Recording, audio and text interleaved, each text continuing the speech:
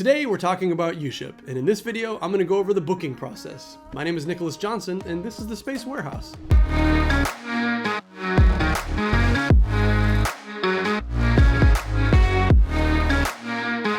I'm a photographer. I shoot pictures of race cars at events all over the country, and I live in Florida, so I'm routinely driving from Florida all the way to Road America in Wisconsin, or Barber Motorsports Park in Birmingham, Alabama. We do one in Texas at the Circuit of the Americas. We go up to Virginia for VIR. And I don't want to have to pay for flights just to do my job, not to mention limit myself to what I can carry in a single checked bag.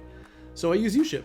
And in fact, a lot of times I end up making more money on the shipping portion of these trips than I do taking pictures. The last time I went up to Wisconsin, I pulled in like $2,000 moving an arcade cabinet, a couple of motorcycles, and some furniture. And I think the whole trip only cost $500 in gas or something like that. It's actually a really good way to make money. Of course, this does require you to own a truck and a trailer, but they end up paying themselves off pretty quick. So let's go over what the booking process looks like and some options that you'll have when you decide to take a load.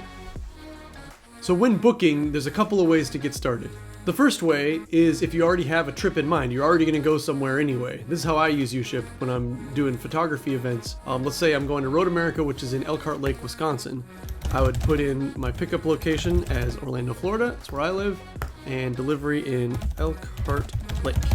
All of these different choices will pop up. But if you're just trying to start Uship as like a business, you don't care where you're going, you just want to follow the money, you can do that too. So you would put in your pickup location. I live in Orlando, Florida. And then on the delivery location, you can just leave it blank. And then you can see it in gray there. It says anywhere. You got this whole list. You pick something that you like, pick something that's going to make you a lot of money. This one is $5,000. I'm not sure what it is, an airboat. So if you can bid on this airboat and make a few $1,000s, you're taking that to Albuquerque, New Mexico. Now, once you've got it booked, you'll start your pickup location in Albuquerque, and either you'll put the delivery location back to your home city if you wanted to go back home, or leave that as anywhere and just keep on following the money. You can just stay out on the road as long as you want to keep on making money. But let's go back to the first way, the way that I use Uship on trips that I'm already taking. I just use it to pay for those trips. So I'm going from Orlando, Florida, Elkhart Lake, Wisconsin. So when you get to this point in your booking decision, you reach the second fork in the road, which is your next decision to make. And that is either you're going to go from city to city, which there's only one thing, a new puppy, going from Orlando to Wisconsin, well, to that part of Wisconsin. So that's why you have these two things here.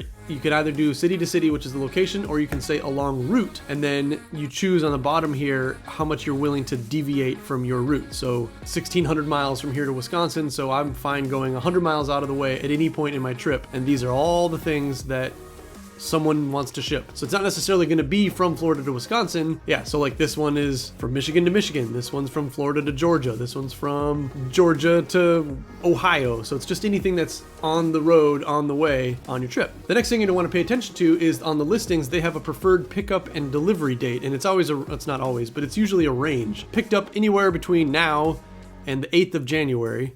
And they want it dropped off anywhere between now and the 29th of January. So you got some wiggle room based on your other things. And Snap-on Roller Chest is actually that's a pretty good one. I'm going to take a look at that. So you want to make sure those dates fall within the dates, obviously, that you're going to be taking your trip. There's a couple other things you have to think about too. Some of these listings, and it'll say on the listing, this one has an origin of a residence or a home business, but a destination of a business with a loading dock, which probably means that they're only going to be operating in business hours. You'll be able to talk to them. You can send them messages before you make the booking so you don't get screwed. This one starts in Deltona, Florida, which is close to home, but it ends in Indiana, which is somewhere in the middle of the country. You have to make sure that you're looking at the timing of how your trip's going to work so that when you get to Indiana, they're open. Like you don't want to arrive in Indiana at 6 p.m. The business is closed. You can't make your drop off, but you're not ready to stop driving for the day. So now you have to just park and wait for the next day and just lose 10 hours. So you're going to want to try to build a game plan overall that kind of fits into that sort of thing. But of course, there's stuff that is all the way out of your control. Maybe on I-75, a semi-truck flips over and blocks all the lanes and there's no exits for 10 miles and you're just stuck there for 5 hours. It's totally going to throw off your timing for your trip. So you can't always plan perfectly, but you can look at this kind of stuff and just make sure you leave at a time of day that leaves you extra time so that you'll arrive at your destination, at a reasonable hour so people can receive their goods. You're going to want to give yourself quite a bit of just extra cushion in general because the road is unplannable in general. Inevitably, if you do this long enough, you're eventually going to blow a tire, you're going to run over some debris or whatever. And so you're going to need to have time to be parked on the side of the road or wait for help to come if you're unwilling to do that kind of work. So now we're at a point. You've got your dates planned out. You've got your route planned out. You're looking at a few of these listings, and it's time to make some bids. Make sure you go and read through the whole thing.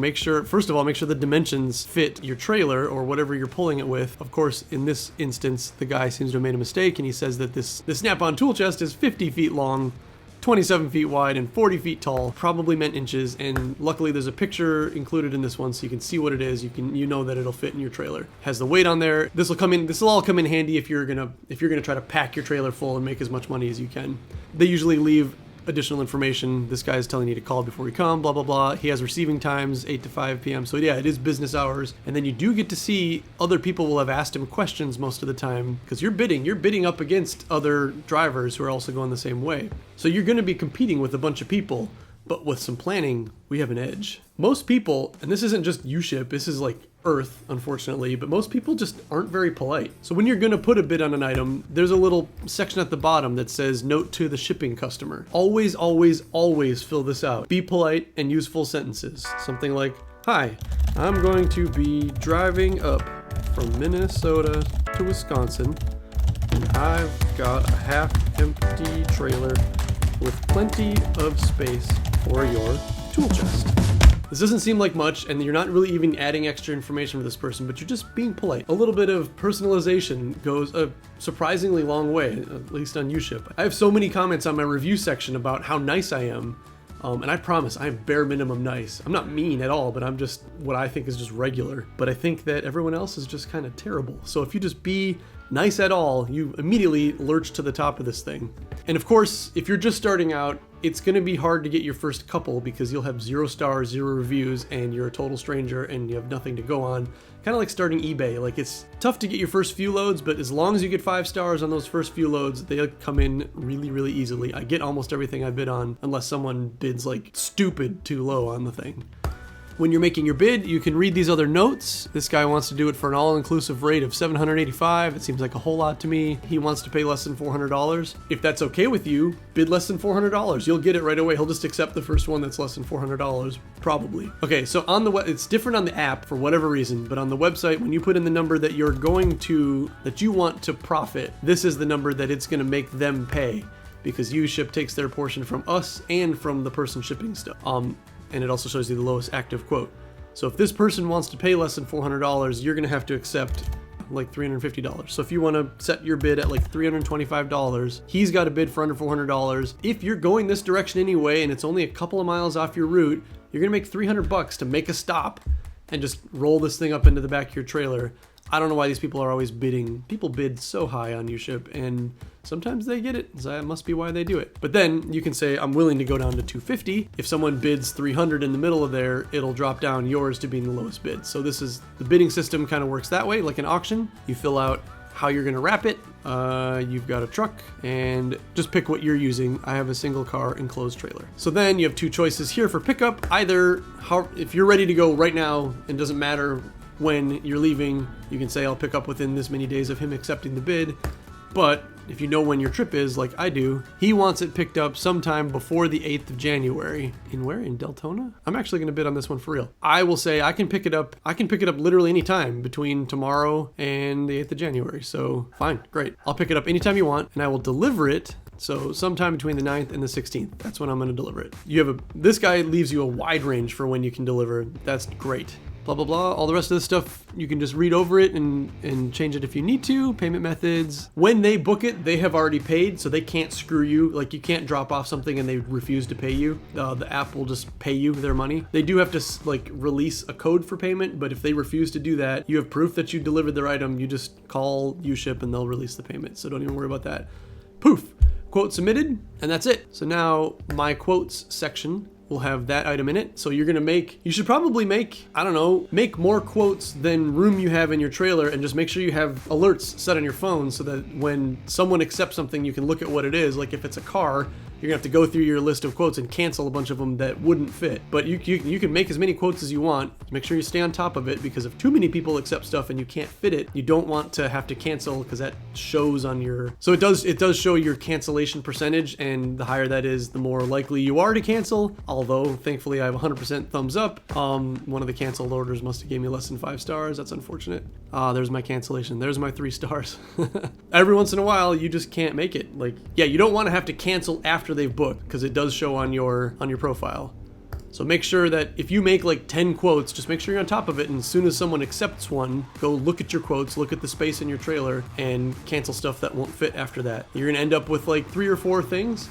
As you can see, this one, I'm probably gonna get this one for almost 300 bucks. I'll get a few more for 300 bucks. This trip is only gonna cost me like 500 in gas. I'll probably make $1,500, $2,000.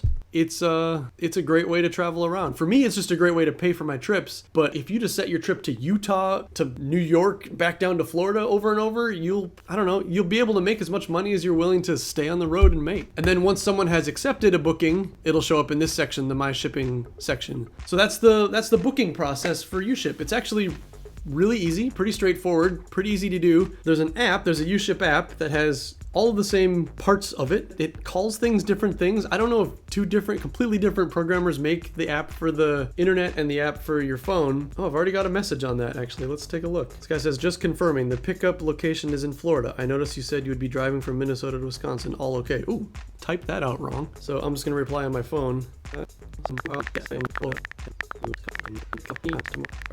Look at that, I didn't expect this to be like happening in real time. So you have your watch list, and then the quotes is where the bids you put in. So there's our Snap-on tool chest. And then once people have accepted things on the app, it's under the shipment area. And then here's the main page of the app where you start. We're in Orlando, Florida, Elkhart Lake, Wisconsin, and you say done. And then, so same thing, it's just icons though instead. So you have, this is spot to spot, and this is along the route. And we're willing to go 81 miles out of the way. And here's all the same things. They do show up in kind of like a different order, which is really odd. I find furniture and motorcycles are pretty much my favorite thing. Oh, that was another thing I didn't cover. There are bids and there are offers. This 2015 Harley Davidson Touring Road Glide is an offer. So you're not bidding against other people. You're pretty much, I mean, you still are kind of bidding, but the price is fixed. So, but when you accept this one, you're just accepting his already made bid. Same thing, you have the dates that you want to pick up, and then service you provide is enclosed transport. He only wants enclosed transport. And then at the bottom, make sure you put in this note to shipping customer thing. It's just, I've played with it, and you almost never get bids when you don't put that in, and you almost always get the bids when you do put that in. I don't think very many other people use it. So write a little happy note. Don't be too thorough, but don't be too like bland either. Put a little note in there and then just say accept offer, and then he'll just have a list of carriers who have accepted his offer, and he'll just pick one. Which brings us to your profile. Please make sure you fill out your profile. I have this little story about me and my wife and how we operate a transport business, blah, blah, blah. And then you even get to put in photos. There's my dog. And so you just want to provide photos of your shipping area. We have this RV thing that has a toy hauler in the back, so sometimes we use that. Got some E-Track on the floor. Picture of me and my wife. Picture of this is my main rig, my truck and trailer. And just put up pictures, be a real person, and let people see who you are, and that makes them more likely to accept your bids. So that is the Uship booking process. It's actually pretty easy. Set up a little bit like eBay. You're kind of like in an auction setting, but you do have a profile that people get to look at. So make sure that you write out something nice and make sure you have some good pictures of yourself and of your vehicle and get on your way. I would say on a typical trip, I make somewhere between $1,000 and $2,000. I have never taken a trip. I've taken over 55 trips, and I've never taken a trip where I don't at least pay for where I'm going. Again, I use this service to just so I don't have to pay for food, gas, hotels. You could easily use this to make a lot of money if you're willing to stay on the road a while. If you're willing to go far, if you're willing to go to Oregon and back, you'll make a few $1,000s. Everything is contactless. You don't ever go face to face with people. So you do everything on the app or on your computer. And then when you're on the road, it's tracking where your location is so they can see how far along you are.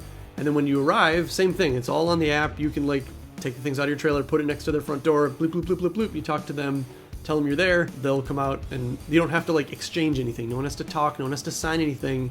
It all happens on the app. They release the payment on the app. You do all the stuff on the app. But yeah, this is a very low contact. This is not an Uber taxi drive where there's people breathing on the back of your head all day long. You get to just drive your truck around and make as much money as you're willing to make. That's Uship booking. My name is Nicholas Johnson. If you have any additional questions about any of this, leave a comment below. I'm going to answer all the comments, and I'll make some more videos about I don't know, rig maintenance or whatever you might want to see. Let me know. Thanks.